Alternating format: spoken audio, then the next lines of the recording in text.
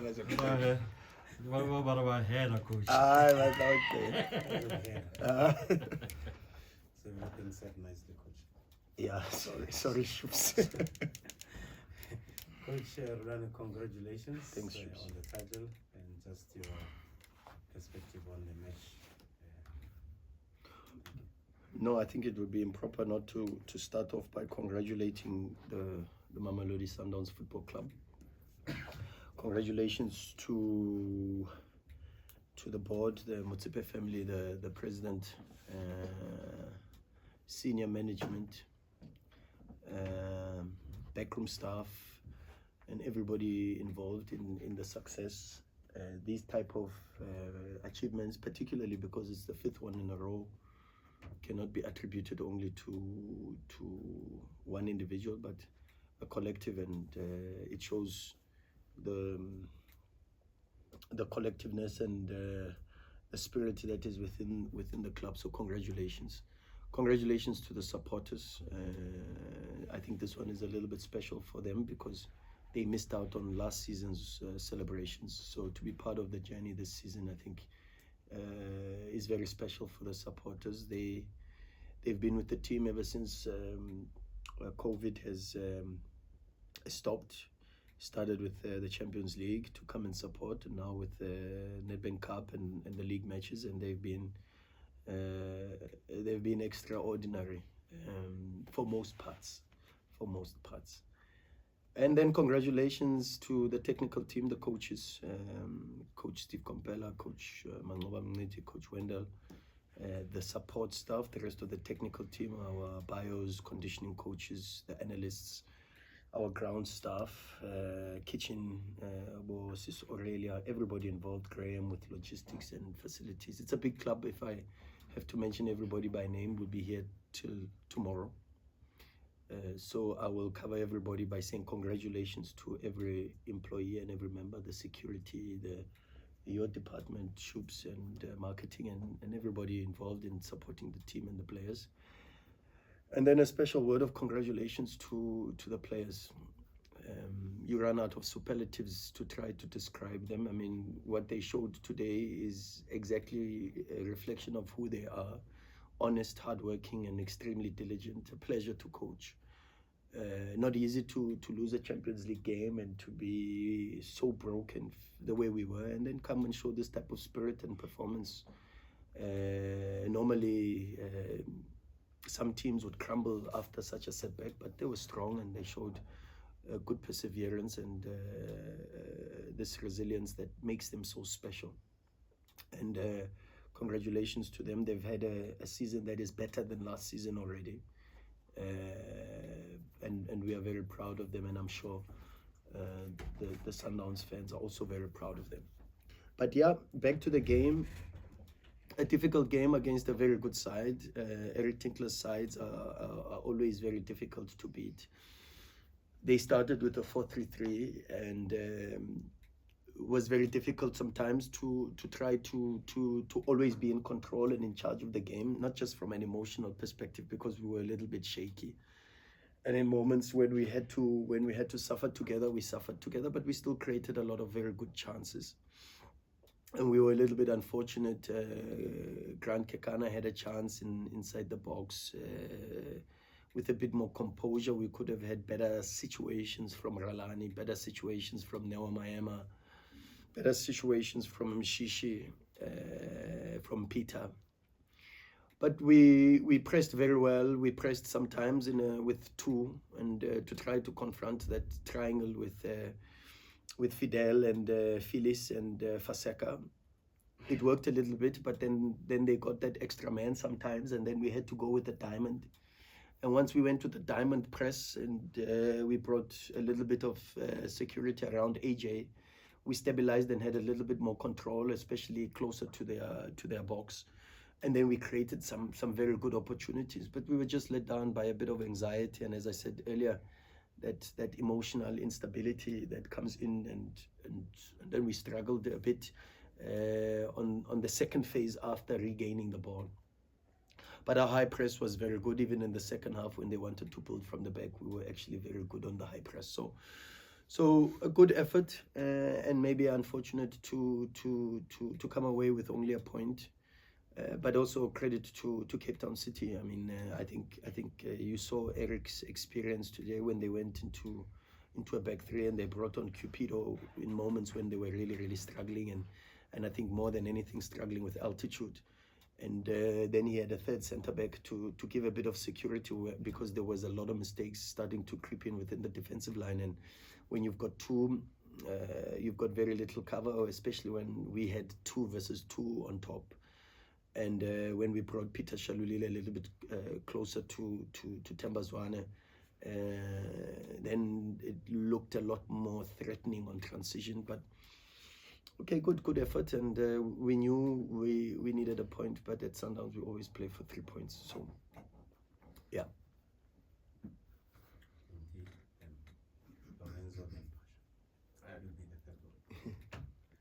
Coach, congratulations on the league title. As you said, it's a 5th title in a row.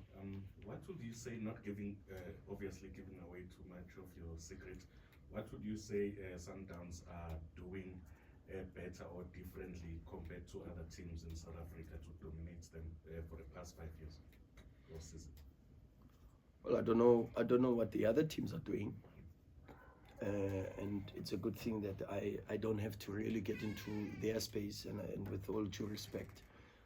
But Sundowns is a club that has a vision that is surpasses just the levels of, I mean, for an example, if you look at how the club felt, and I mean the entire club, supporters, management, players, technical staff, after we lost against Petro. I mean, normally you get to the quarterfinals of the biggest competition on the continent, and if you look at the Champions League in Europe, for an example, big clubs like Bayern, PSG, with heavy investments, were also out. And it's a difficult competition to win the Champions League, but the feeling amongst the Sundowns family was that we could do better and we should have done better. And that only is just a reflection of the ambitions that the club has. And when you are driven by those sort of ambitions, those sort of standards, then excellence is not something to be celebrated. And you try to push on and try to push on. But the reality also is that we do not have a God-given right to win any trophy. And we've got to earn it and work extremely hard. And those are the lessons. And we take those with a lot of humility, because we know we should have been in the semifinals. We know that the type of season we've had in the Champions League is a season that should have allowed us to fulfill the ambitions of the club. And people had hope, but that hope came and was driven from our performances and nothing else. And then the disappointment comes because you raise the expectations, you give people hope, but in a certain moment, even when you accept that you've got no God-given right to win the Champions League, and then with a lot of humility, you have to accept that you'll try again next time, and that's football. Football says to you, you may not have won the match, but if you win in relation to understanding that there is lessons to be learned about a lot of many things, including perseverance, including this resilience, and trying to build that within our squad, and that's the reality. If you look at the squad, it's a newer squad, and with only maybe Dennis, maybe Kennedy, maybe Tembazwane, maybe Villa. Those are probably the only players, a handful, that have won the Champions League and that understand the terrain, you know. But you got to build that, and even for Dennis and the squad that won in 2016 was a squad that won after 3-4 attempts, you know, and you build the experience of playing that continental competition. But it is just a reflection of who we are and where the club wants to go, and of course, when you set that type of standard where you just strive only for perfection, you just strive only to win things, of course it's cutthroat, you know, and the demands are extremely severe in relation to the fallbacks if you don't achieve the success. But that's where the club is, and the club expects that type of investment, not from a monetary perspective, but from a work ethic perspective, from a commitment perspective, from a human resource perspective, that's where the club is. So if you were to ask me, without including other teams, that's what I would say is probably the biggest difference. Before Lorenzo goes, anything to do with Nedbank Cup, the coach has a press conference tomorrow, so we'll address those there. Lorenzo, Pasha, Matlatse. Coach, a player like Dennis Onyango, he's a club legend, PSL legend. He's won his 9th league title today.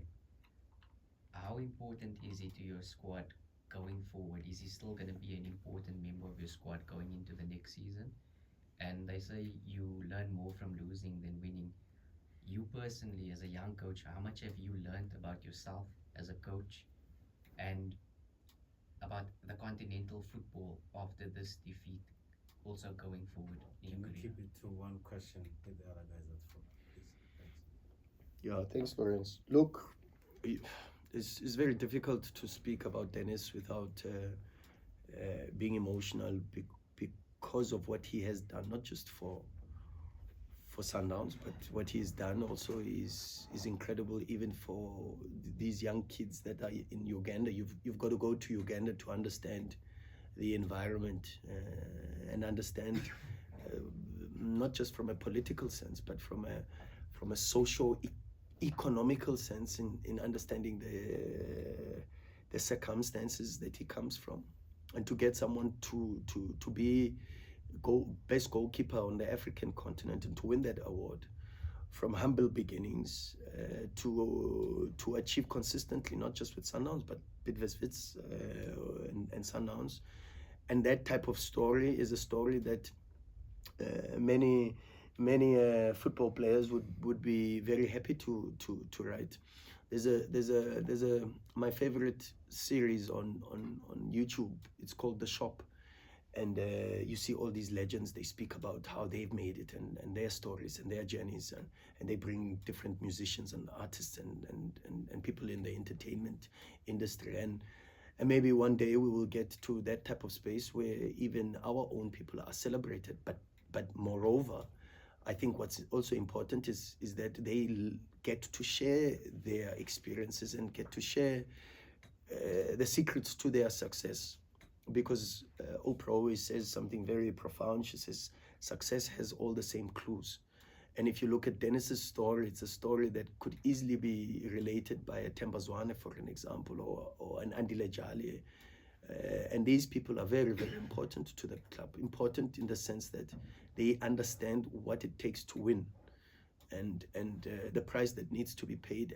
And that rubs off on Promise Mkuma, on Mkulisi, on all the younger ones that are coming through, and hopefully they then induct the next generation of the Sundowns players, because it becomes very, very important to sustain the success of a big club, because the reality is we work very, very hard because we understand fully that the story of Liverpool, the story of Man United, can easily be a Sundowns story. So we don't want that to happen to us. We've got that fear, and that fear drives us to be able to dig more and do more and push more, because we know that tomorrow we could also be experiencing a drought, and we don't want that, So that means every single time we prepare ourselves to improve and to be better than what we were yesterday.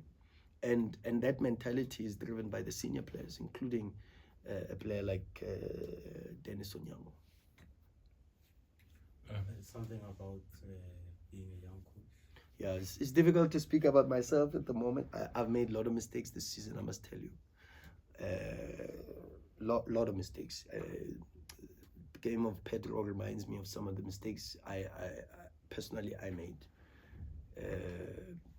So you learn, you improve, and you get better. Away from home, we should have pressed with 2. We should have pressed with 3. We pressed with 2. And it's a mistake because Wydad showed us when Wydad played Petro. They played Petro at home. Petro won 2-1, and Wydad only pressed with 2. They went away. They hosted them away. Wydad pressed with 3 and beat them 5. And it was very, very clear that that when you watch the game, that they struggle with a direct confrontation of a 3-man build-up and then a 3-man press, because then the distances between the 3 that builds up and the 7 that's already in your half doesn't allow them to get out with longer passes, because you're putting stress on the ball. So you need to be a little bit more compact and closer to each other, which we didn't do in the first half, and we did that in the second half, even though we had devised a plan to do that. So I'm just making an example of one of the situations, and we made lots, but we grow and we get better, and we try to improve. But of course, with every match, with every season, we try to learn. We are not immune to mistakes, and sometimes we also let the players down. But that's why it's a team sport, and that's why we are there for each other, to pick each other up and help each other, and that's why we do corrections and we are honest with ourselves. But sometimes they are very costly, and that's what you learn, because as experience comes, you don't repeat those mistakes, and you learn a little bit more. But yeah, it is football, and we move.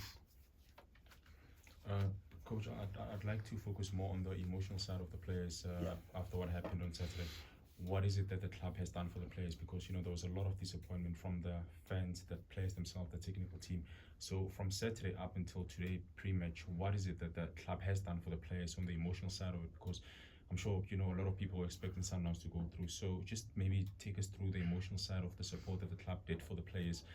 Was it a case of giving them Sunday off, just do what you can and just do not focus on the game? What exactly did Sundowns do in that regard? Thanks, Pasha. Look, the good thing is we've already got a principle of 24 hours. We've installed that, and we speak about not being too low in the bad moments, but also not being too high in the good moments. There's a lot of very good moments we've had this season, but we've been able to have very good moments, and we played the MTN 8, and after that we won the next match. And normally with Sundowns, that becomes a bit of a problem. The next match after a trophy celebration, go through the history, even while I was still here, 9 times out of 10, we would either draw or lose the next match, you know. And the good thing now is the players understand that the most successful people in the world, in whatever industry, have what they call a sweet spot, and they are very consistent, and they stay there. They celebrate the wins, but only for a short period, and they hammer themselves, and they feel the pain of failure, and that's very important, to feel it, to accept it, and make it part of your journey and your story. But at the end of the day, you've only got 24 hours to do that, because life goes on. The simple narrative was, if you understand how football works and how disloyal this game is, you understand why it is so important for you to move on, because it doesn't budget for pity parties. In football, you lose a match 5-0. 2 minutes later, it could be in Honduras, it could be in Canada and Toronto. There's another match that's kicking off. 5 seconds after you've lost 5-0, football doesn't wait and say, oh, let's cushion them, let's feel for them. And our players understand it. The reality is we did not have to do much, except just give them a day off the next day, which is still part of the principles of recovery and regeneration. So it's not a big change. So 48 hours after a match, you have what we would call that golden window for your recovery and your regen. And there's different principles, whether it's a regen session and then a day off, or a day off and then a repeat. What we had decided is that from an emotional perspective and psychologically, we felt it was better for the players not to see the coaches, not to see each other, and deal with the trauma of the elimination in our own different ways. But then come back and dissect and analyze it. And we spent a lot of time speaking about it, debrief and showing the clips to try to improve. Because that's our journey. It's a journey that goes and hopefully takes us to the pinnacle. And that pinnacle is the ambition of winning the Champions League. And we don't shy away from saying that is what we chase, and that's what the club wants.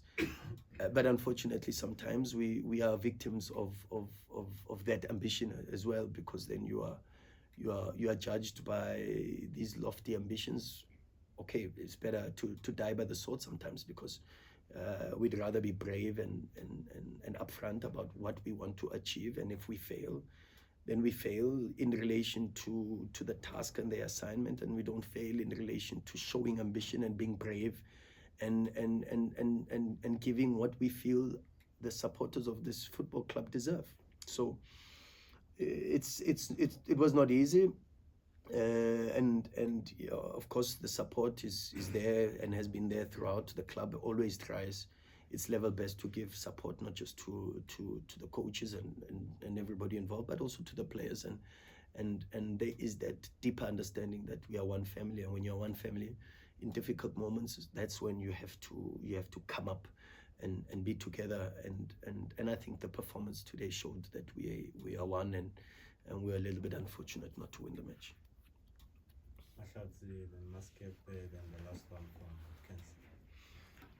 Coach, just how difficult or easy was this championship? And whatever answer you have, why? No championship is ever easy. It's difficult clubs, it's good clubs. Everybody plays with respect and to try to help themselves. What has helped us is we were very consistent, but also the experience of our players, the togetherness from our players, and even the ability to stay together, even in good moments. Sometimes we speak about staying together in the bad moments, but it's also very easy to get separated and have what you would call an animal farm, even in good moments. And that's what this group has done. They've shown love to one another, a sense of brotherhood.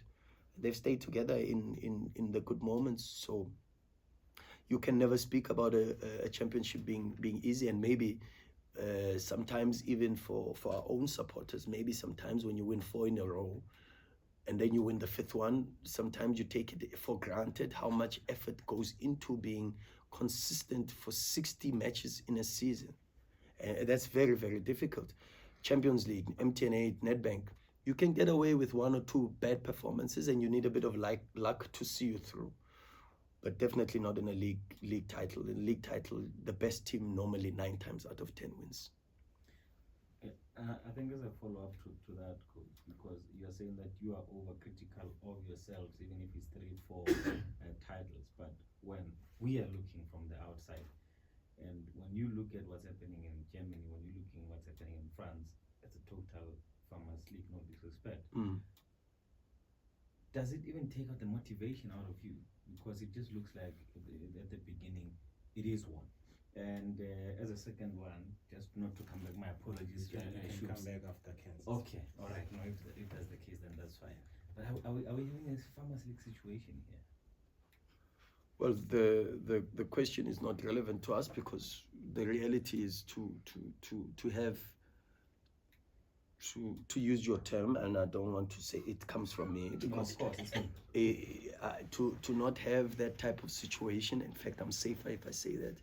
To not have that type of situation, you need strong rivals, and maybe the reality is if you look at the stories that you've mentioned for Bayern, for an example, and how they win their titles, you look at PSG and then they go into that sort of level and the Champions League, and maybe the stimulation is not there. And of course, I think every time Bayern have done very well is when they've had very strong rivals in the domestic league, and Dortmund has in certain moments given them a good run for their money. PSG got to the final in the one season when Lille was stronger than them, and they had strong rivals, which allowed them to focus on not just building a team, but building a team based on perfection and very, very high standards.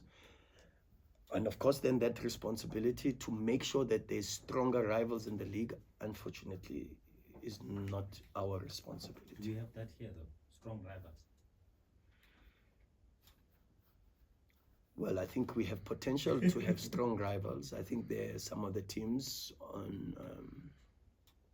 on quality have some very good players. There are players in some of the teams that can play for a lot of clubs and maybe even play abroad. Maybe you've seen even with the Bafana selection how some of the players get into the national team, rightfully or wrongfully so, but they get there and they represent the nation, and they come from a lot of the clubs that have that responsibility to try to be the rivals for Mamelodi Sundowns. But the good thing is it's not my responsibility, and it's a difficult responsibility, and I'm very glad it's not my responsibility.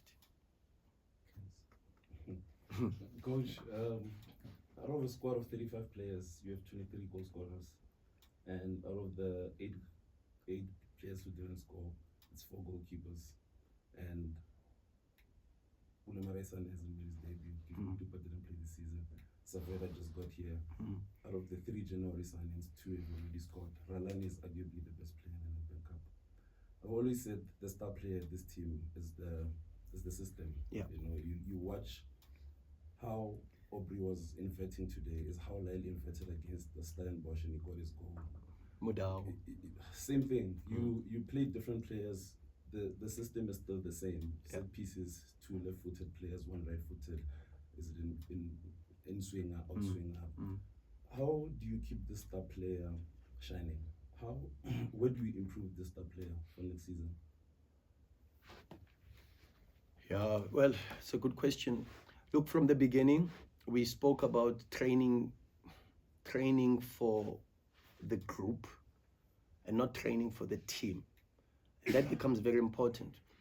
And then we spoke about having to probably move 4 or 5 years ahead of where we feel, and we could be wrong because that's what we feel. 4 or 5 years ahead where football is going to go. Where in a certain moment now you go not towards a place where you talk about game model, not to a place where you talk about philosophy, but you talk more about what we call tactical culture. And tactical culture moves you into a space where you create automized scenarios. The way we play is the same, but we've got a culture of saying when we press in relation to the opposition, and then we study the opposition, but we still high press. We build up as part of the global way of how we want to see football being represented for this club. But the reality is certain positions that certain players take up are in relation to what we see from the opponent. And that's where football is going. Football is going into keeping what you would call your fundamentals, your principles, and then adapting what we call from a tactical perspective, sub-principles and sub-principles. Those are the ones that change in relation to not just the quality of the opposition, but also in relation to what the opposition does in certain moments of these schemes that we want to find on the pitch. So the most important for us has been trying to also evolve what we've done. So for an example, not a lot is being said about how we moved from 4-3-3 to 4-4-2. And even when we moved to 4-4-2, why we did not play 2 strikers and we played 2 false nines instead. And then we did what we call our hidden strikers were on the sides. Not and unfortunately, until we get to that level in South Africa, where we dissect really in detail tactics, maybe the game doesn't move and accelerate to that level as much as it can, because in a lot of football-rich countries, after a season, you'd have a technical study group that comes up with a technical report. And some of the detail that comes out are details that assist even the national teams within those countries, because the big clubs in all football-mad countries have a responsibility to drive not just the identity of the nation, but also to drive the success of that nation. Spain, you speak Real Madrid, Barca. Holland, you speak Ajax, PSV with Roger Schmidt. And you can go on to Germany, Dortmund, Bayern. The big clubs have that responsibility. And in a way, Sundowns makes its own humble contribution to that. But because it's not highlighted and because it's not taken out into a space where it is dissected, studied, and maybe used and evolved and made even better, you know, by different coaches with different ideas who can look at something and say, wow, okay, this works, but maybe if we tweak it here and tweak it there, it could be even better. So some of the things we've done this season, we might not do next season. Last season, we could not play 4-4-2 because we didn't have a left-footed winger. And we went into the market aggressively to find a left-footed winger. And the local market gave us Noah Maema because we knew that based on what happened last season, 9 times out of 10, even when you high press as Sundowns, you win the ball and you've got one outlet. But in the modern game, you go to most of these big clubs.